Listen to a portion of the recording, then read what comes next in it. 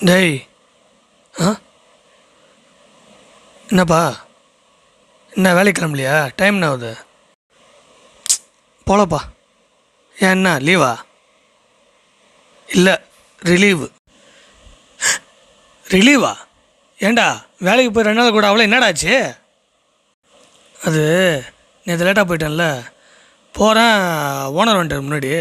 ஆ, என்ன உனக்கு இதான் நீ வர டைமா? இப்படி தான் வருவியா அப்படின்னு கேட்டார். எனக்கு சரிக்கும் வந்துடுச்சு. முதல்ல உங்களுக்கு என்ன டைமு? சும்மா போயிட்டு வரீங்க இஷ்டத்துக்கு.